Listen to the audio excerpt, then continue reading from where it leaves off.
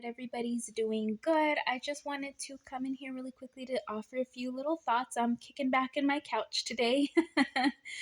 um Waiting for the kids to come home. They're going to be home at any moment. The bus is going to be here. But I was just reflecting on a few things and a few thoughts that have just been going through my mind at the moment, and a lot of them are centered around trying to, of course, I've talked about people pleasing and pleasing people and making people your idol, essentially, is what you're doing. Now, if you go into the actual details of it, I should say, trying to lift them up on a pedestal, pleasing them. But the person that you should be lifting up on the pedestal is the Lord, always, first and foremost. And when you start trying to do things to fit in and start trying to change your personality and trying to change who you truly are, your identity, how you dress, how you look, how you act, how you eat, even, take it from somebody who has done all of that to try to fit in, and you never fit in, know that you're singled out as a chosen one. It's not meant for you to go down that path. Remember, the Bible says that you did not choose God. God chose you. Jesus chose you. So he chooses you to know the things of God, to experience the things of God. And so you need to get into a place where you are alone by yourself. I know that everyone calls it isolation, and I've spoken about isolation here on my channel as well. But you need to get into a place where you're isolated, and you need to learn who you are. You need to learn who God is. You need to question everything around you, question your surroundings, and just stop and spend some time with yourself. That is one thing that I have made a mistake on.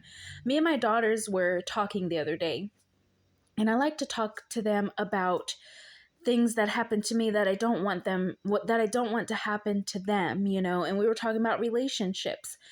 And I have had 3 very serious relationships, and that would be my okay, so from the age of 15 to the age of 19, I was with my son's father, and we got married and all of that stuff, and we were together, and that, that didn't turn out right. He abused me, and, I go into the details on my channel, I think, in a different video, but that's another story for another day. Okay, so that didn't work out. From the age of 19 to 27, I was in the relationship with my other 3 children's father. So yes, I have 2 different, my children have 2 different dads. So my first son has a dad, and then my other 3 children have a different dad. We did not get married, but we were together for that long. And in between that, how did I ever discover who I was? How did I ever discover what I needed, or who I liked, or who I could ever like? And then I'm going to be honest with you guys, because I am honest. My marriage currently, I met him when I was 27.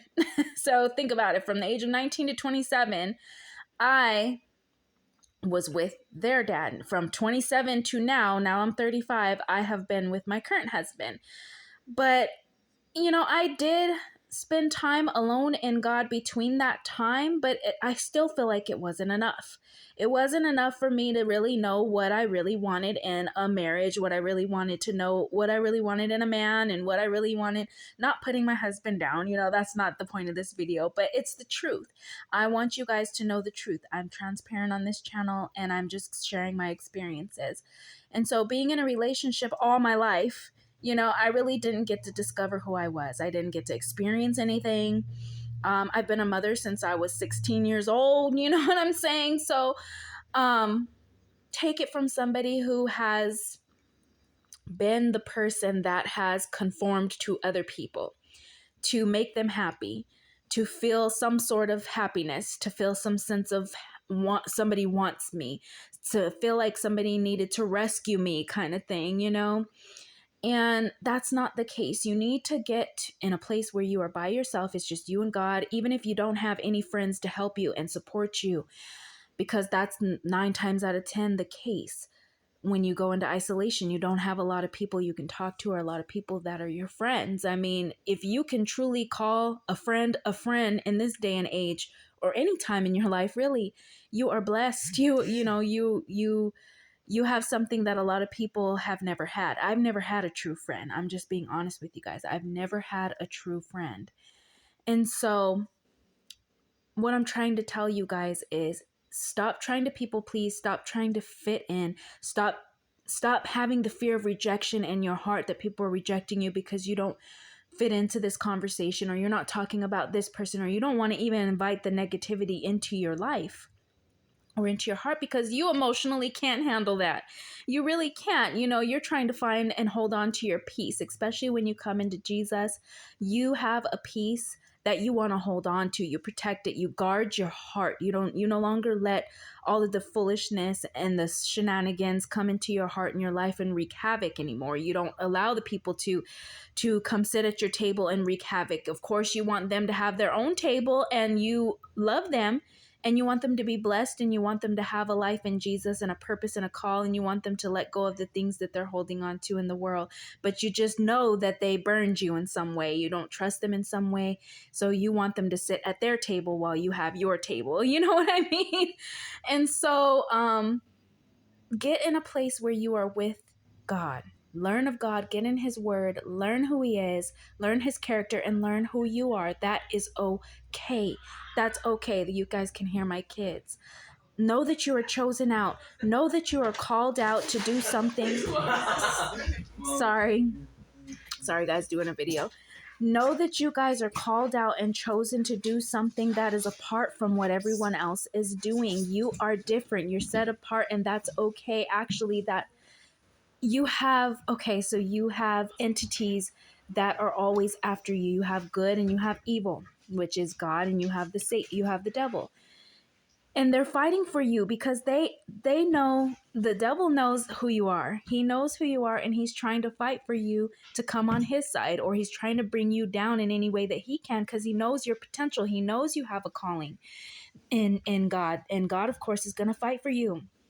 He's always going to come to your rescue. He's always going to be there in such a way that you're always going to come out on top. But you've got to make the choice to do that. You have to make the choice to do that, to choose God and to let go of pleasing those people, and to let go of trying to be somebody you're not. And so you have to make that choice. You have to make that choice. So accept your call, accept your purpose in Jesus, because it's who you are. You are set apart. You're different. You are chosen. You are chosen one of God. You are chosen by God. That is a word that is used in the Bible. You are chosen, and he loves you. And the devil's going to be vying for you all the time because that's who he is. He's trying to bring you down. He knows who you are in Jesus. And so it's okay to be alone. It's okay to be alone. Take it from somebody who has been alone her whole life. I am alone. I don't have so-called friends, and I've been in isolation for God knows how long. But it's okay because I'm learning who I am. I'm learning who God is. I'm following the call and the purpose that he has for me in my life. The set apart call and purpose that he has for me in my life that is separate to me and individual to me, that only I can fulfill. And so do the same, okay? Don't be afraid. I love y'all. Hope y'all have a good day. Bye.